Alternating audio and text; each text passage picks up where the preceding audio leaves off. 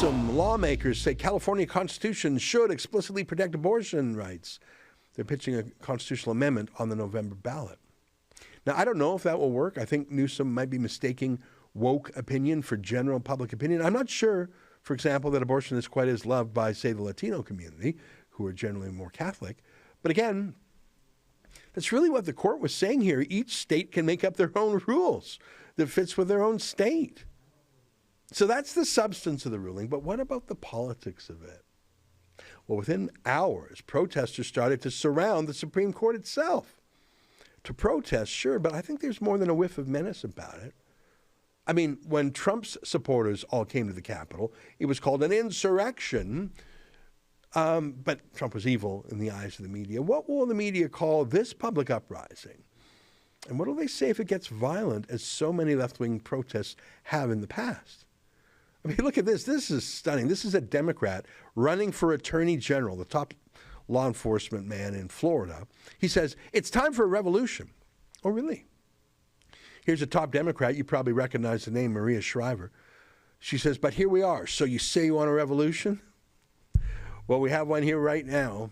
I mean, there's some weirdness, too. Look at this New York Times contributor here, Amanda Duarte. Look what she says. She says, I do wonder how these white supremacist lawmakers would feel if their little white daughters were raped and impregnated by black men.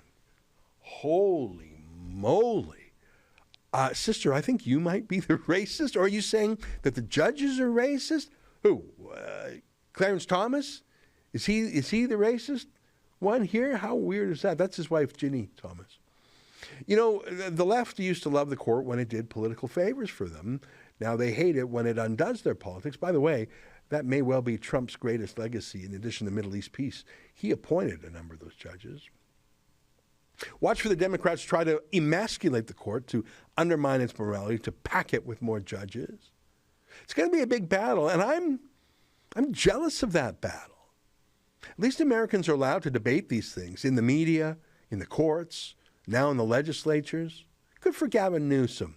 At least he's being democratic about it. Now, some are going to win those arguments, or some are going to lose those arguments.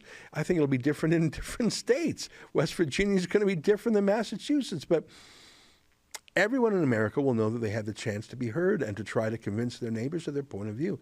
That's what democracy looks like. We are not allowed those rights here in Canada.